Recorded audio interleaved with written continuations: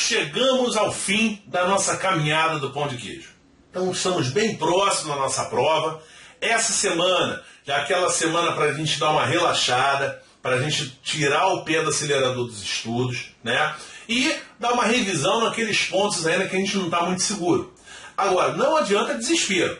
O negócio é dar uma relaxada. Você vai muito melhor para a prova se você tirar o pé do acelerador do que se você enfiar o pé no acelerador, tá? Então, nossa primeira questão, uma questão bem tranquila, tradicional da Carlos Chagas, sobre direito de greve do servidor. Galera, vamos relembrar essa história?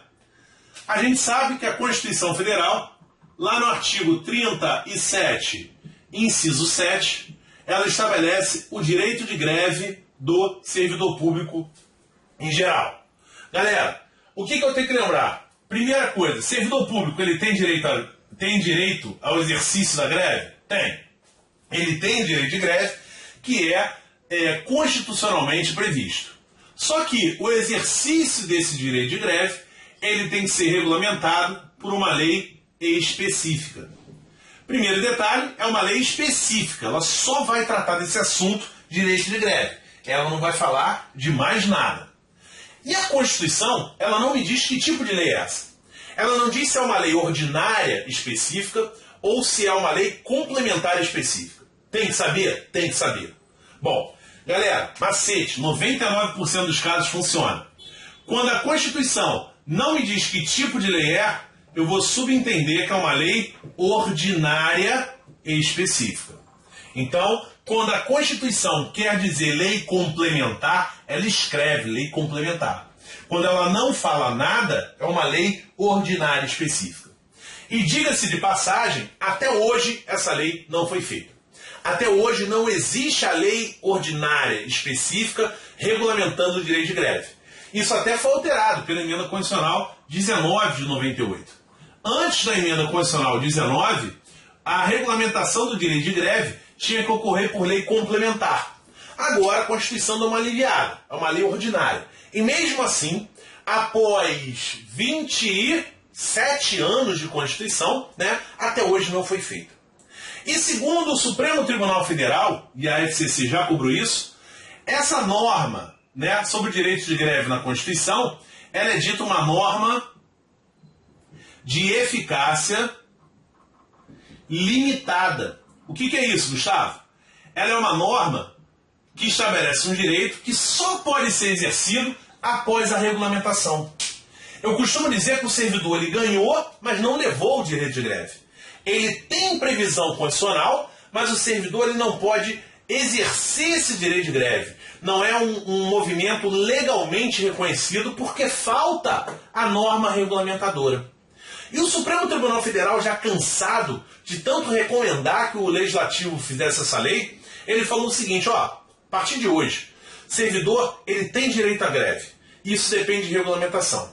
Então, enquanto o Legislativo não se mexer, a gente vai utilizar a lei de greve da iniciativa privada. Naquilo que couber, a gente vai usar a lei de greve da iniciativa privada. Então, toda essa história que eu contei para vocês, a FCC já cobrou. A questão que eu coloquei, a gente vai ver, ela é até mais light, ela nem entra nesses detalhes todos aqui. Eu que aprofundei. Mas a Carlos Chagas já chegou nesse nível aqui em questão de prova. Então não custa nada saber da história do direito de greve do servidor. Tá? Olha como é que a nossa questão é simples. A Constituição Federal só pede o básico. Prevê o direito de greve do servidor público por intermédio de norma de eficácia limitada, sujeito à regulamentação por lei ordinária, aquilo que eu falei. Lembrando que o Supremo já decidiu, salvo engano foi até em 2007, não lembro o ano, já decidiu que, enquanto não for feita essa regulamentação, utiliza-se a lei de greve da iniciativa privada naquilo que couber. Beleza? Segunda questão para a gente fechar com chave de ouro. A respeito dos atributos do ato administrativo, é incorreto afirmar. Então eu quero a incorreta. Estou fazendo prova, eu sublinho, para não esquecer. A presunção de legitimidade é relativa ou iuris tantum. Perfeito. É uma presunção relativa.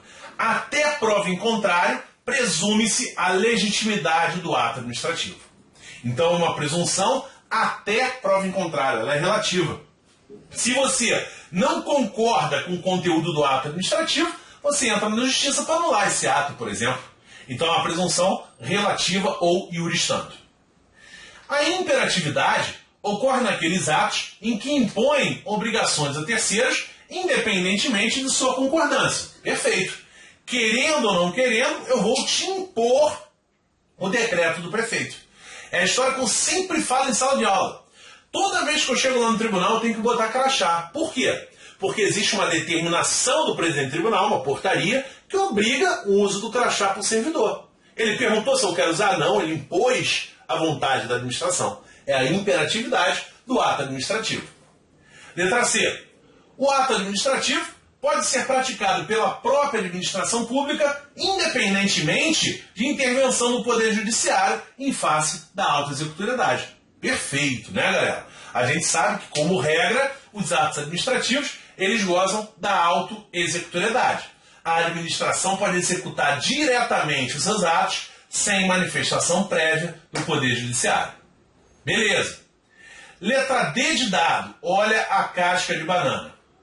A presunção de legitimidade tem o conceito de que os fatos alegados pela administração supõem-se como verdadeiros. Galera, o que eu falo sempre? Quando eu falo de verdade, de verdadeiro, eu falo de presunção de veracidade. Para Carlos Chagas, veracidade não se confunde com legitimidade, com legalidade. Presunção de legitimidade ou de legalidade presume-se a conformidade do ato com a lei. Presunção de veracidade, que é um outro atributo, presume-se a verdade dos fatos narrados. Então, cuidado com isso, beleza? Casca de banana da Carlos Chagas. E letra E, decorrem dos interesses que a administração pública representa quando atua, isto é, no interesse da coletividade. Perfeito, né? A finalidade de todo e qualquer ato administrativo, né, é sempre atender o interesse da coletividade. E para isso, o ato goza de certos atributos. São certas características especiais do ato administrativo para que a administração defenda o interesse da coletividade. Essa é a ideia. Beleza? Galera, com isso, a gente encerrou a nossa caminhada do pão de queijo. E eu estou aguardando o retorno de vocês. Se você tiver alguma dúvida nessa reta final, pode me mandar, porque eu tiro. Quem já fez o teste sabe que eu tiro, tá? Salvo engano, acho que na fanpage lá o endereço é LG Bezerra de Menezes, mas eu não tenho certeza não. Procura pelo nome. É Luiz com S, Gustavo Bezerra de Menezes. E depois da prova, manda o seu alô, manda o seu retorno lá, para a gente ter um feedback aí, se correu tudo bem, se a gente conseguiu encontrar o caminho da prova no nosso contagem regressiva e na caminhada do pão de queijo. Beleza? Galera, grande abraço, muita calma nessa semana, muita tranquilidade e uma boa prova para todos vocês. Até uma próxima oportunidade. Grande abraço, galera!